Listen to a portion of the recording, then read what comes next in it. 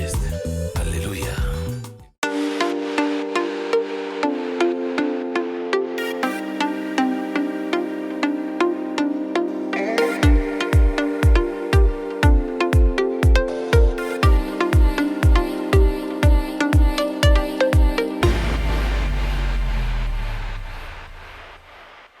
Welcome back. Thank you for staying tuned to this show, the Younib Breakfast Show here at Younib TV. I am reading your comments and where you guys have questions and also you guys have great comments. Wengine mnasema that anyway, your comments are very crazy. I'll ask some questions that you guys have asked to the panelists and then we will be having more questions to go.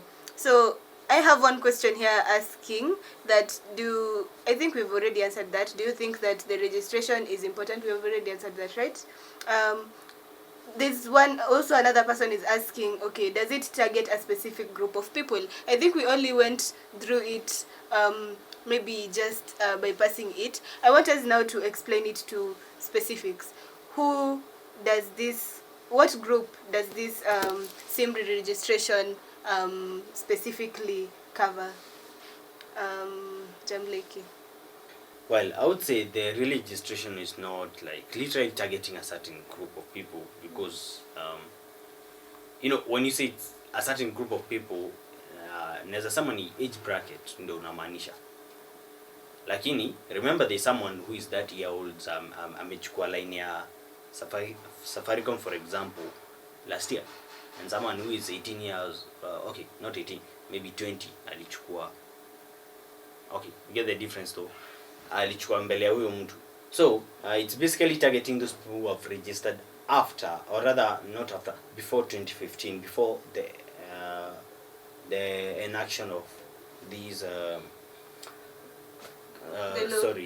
this law that is being enacted currently. Okay. So, and okay, I came to realize that's something also people don't know. They don't know who should really register and who should not.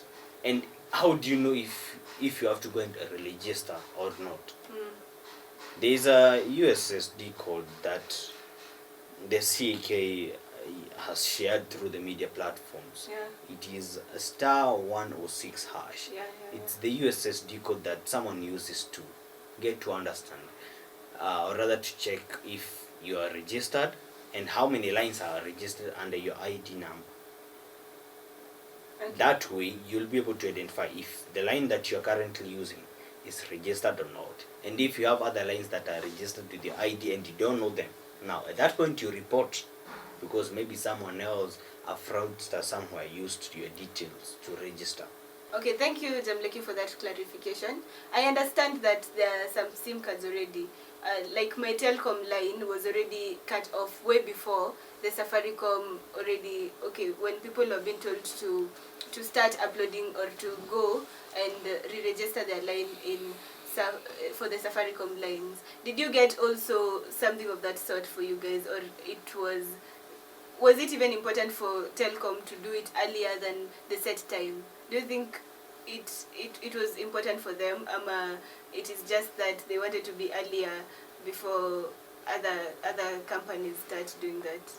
Probably the telecom companies saw that coming earlier and they had their own reasons as to why they decided to do that. And my take is that even the Safaricom company that has decided that, I'm sure it is for the good of all of us who are using their services. Okay, Valentine, thank you so much for that information.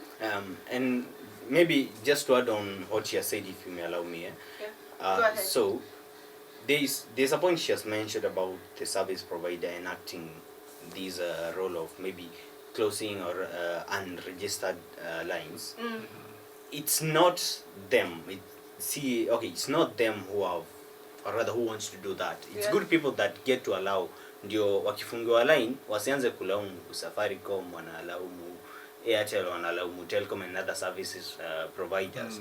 It's good they understand it's a requirement by the law, and it's the Communication Authority of Kenya that is enacting this through, and this they have to obey their bosses. They have no option. It's good they understand that. Okay. And wakati mwingine Another scenario that it's also common, suppose kama utumie line yako ama hujatumia line yako maybe for a while, about 6 months or and beyond, there are those service providers when they actually deactivate it.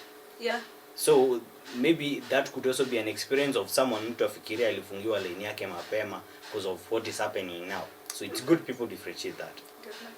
Okay, Jebleki, thank you for giving us that information and actually for making us understand that it is not the service providers who have a problem, it is the enaction of the law that they have to follow the guidelines of the Communication Authority. So I know everyone has been asking this question and everyone wants an answer. So this question is, the next question is, what will happen when our SIM cards are already closed?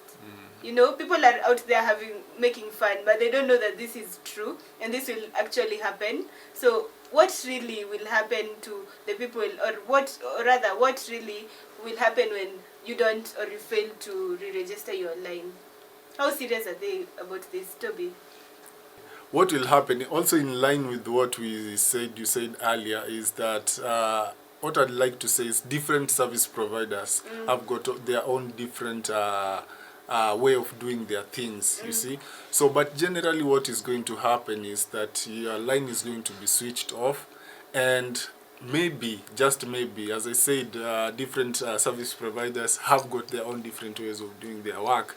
So they might call you back, or if you want to bring your line back to service, then you have to go to their shop, or maybe give out your ID or your alien passport or whatever it is that identifies you. Generally also, as we said, your line must be identified by you or by someone.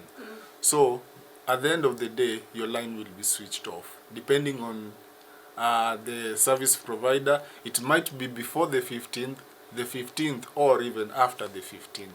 Okay, so thank you, Toby. Yeah. We'll be going for a short commercial break. When we come back, we'll be having a presenter on the ground who will take us to the next segment, which is the youth-adult interaction session, where we will have more information on the specific topic, which is the CA's re-registration requirement. And please don't forget to continue commenting on the social media platform. If you have not yet followed us, what are you waiting for? Follow us on our social media platform, that is Younib TV on Instagram, Younib Media TV on Facebook and on YouTube. Don't go anywhere. We'll be right back after this break.